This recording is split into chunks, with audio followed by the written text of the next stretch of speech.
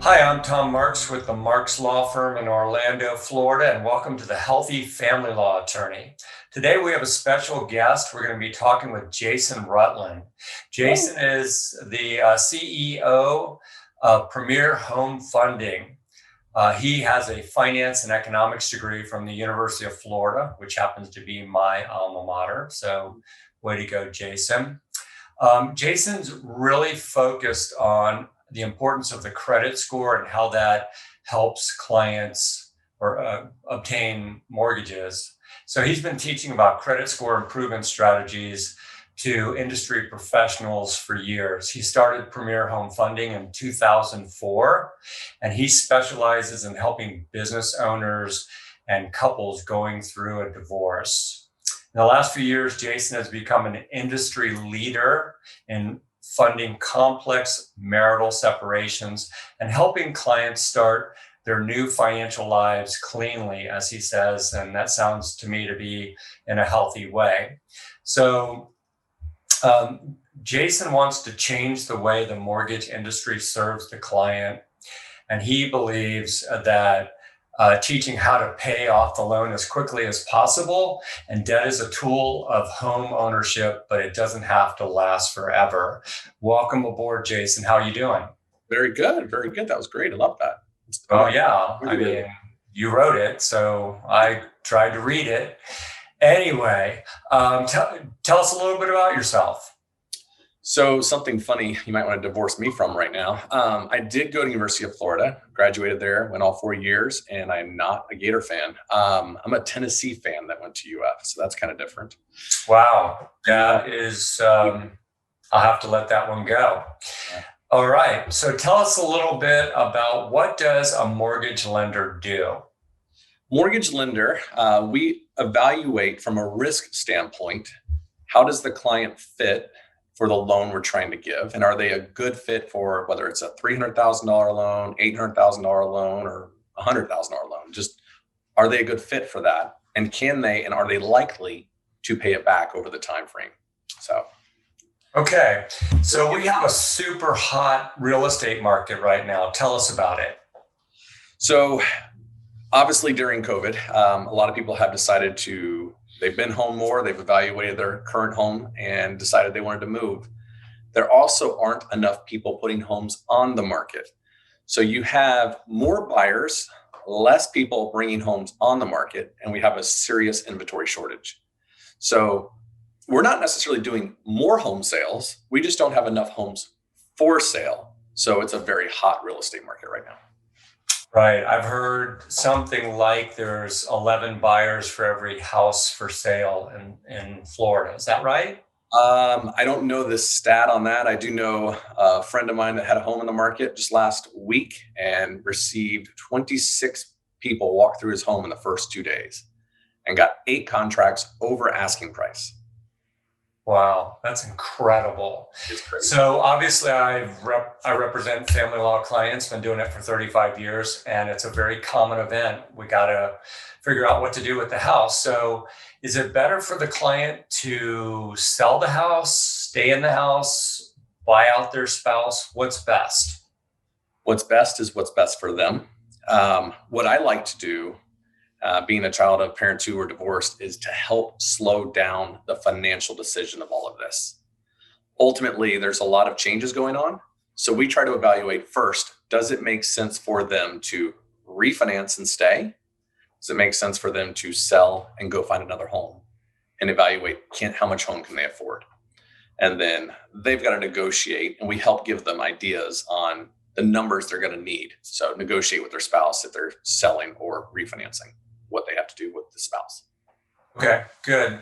So obviously we have a hot real estate market, but we have a very difficult economy right now with a lot of people either furloughed or unemployed. And we've heard this term forbearance. I might have a client that has a mortgage that's in forbearance. Tell us about that. So forbearance is, to a mortgage company, that's the worst of the worst. They've already given the money. You have a $280,000 loan with them, and you call them up and say, hey, due to a couple of financial different issues, but due to where I am right now, I can't afford to pay you. In order to do that without it affecting your credit and hurting you long-term, you call the bank, you tell them the situation, and you ask to go into forbearance. And they can give you a 3, 6, maybe an up to 12-month ability to not make a payment. Now, let's say it's 3 months long. For 3 months, you don't have to make your mortgage payment. And at the end of it, you have to pay the taxes and insurance portion and then just pay your next payment. And they're willing to add the principal and interest payment to the end of your mortgage. Some people decide to pay it all up at once and pay all 3 months that they skipped at that time too. But it does give you flexibility in that short window of time, 3, 6, maybe 12 months, to not have to make a mortgage payment. Okay, so that's helpful. Yeah.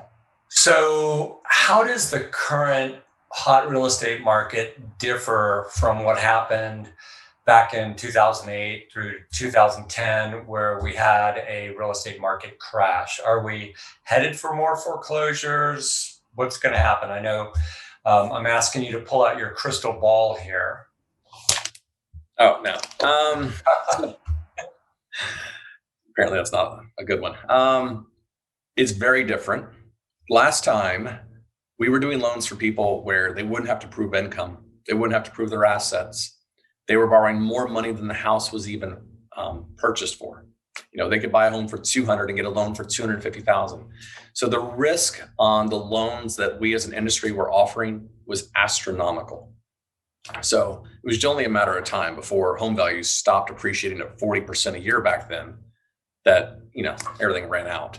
This time, for the last going on 13 years now, we have been heavily qualifying people. If you bought a home pre-2007 and then after 2008, you've experienced a drastic qualifying side. Plus, the housing market's been more stable, 3 to 6% appreciation most years. Back then, we had 30 to 40. This past year, we've had a good appreciation rate, but nothing like 30 to 40%. So much more qualified homeowners, a lot more stable housing market. Okay, good. Nobody wants to see another crash, right? No. So how do you help family law clients who want to buy a house pre-qualify? How important is that? I think it's very important because anytime you're entering into that situation where you may be separating assets or income, it's important to know, what can I truly afford on my own? If you want to be able to take those next steps going forward, and in these negotiations, when you're going back and forth, you need to know, what am I likely to be able to afford going forward? So having that conversation before divorce is final can help you have that peace of mind of, yes, I can buy the house, or I can refinance our current house and keep it. But it gives you that confidence when you're in those negotiations. Okay, good. And obviously there's a lot of competition to get new houses, and to be pre-qualified helps them make the deal, get it done quicker.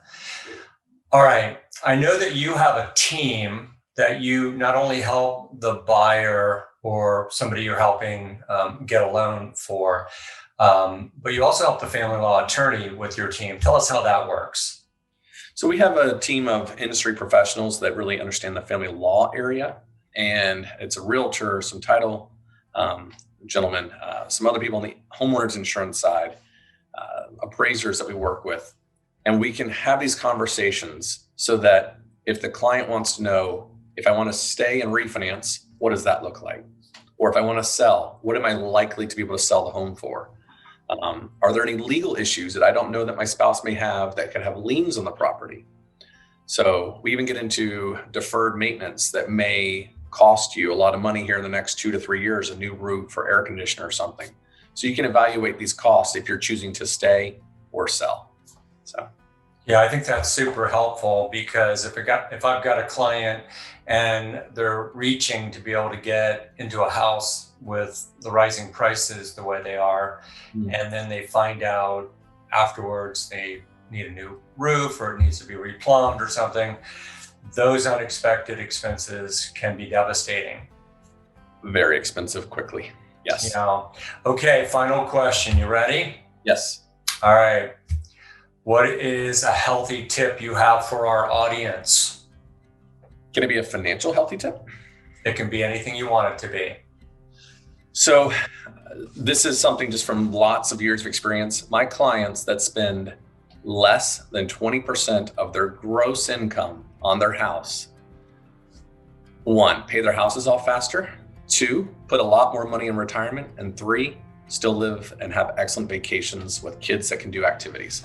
So keep your mortgage payment to less than 20% of your gross income. Interesting. I thought you were going to say people who spend less on their mortgage, 20% or less, are maybe less likely to get divorced. No, they still get divorced. But they have less financial stress, so that might help them get less divorced. I haven't done the scientific study on that yet, but I'll do that real soon. Well, you are the Google man in our NADP group and come up with these crazy statistics you get off of Google. So we all appreciate that, and you entertain us with those. Always fun. It's good to be a part of this. Well, thanks. Jason, thank you so much for being part of the channel today. Thank you, Tom. This was fun. I enjoyed it. Yes, I enjoy these too. So if our audience has found value in this, please hit that like and subscribe button, hit that bell icon. If you have any questions or comments or like to hear a different topic in a future video, just let me know. I'll be happy to respond. Thank you all for being here. Thank you again, Jason, and we'll see you next time. Thanks. Bye-bye.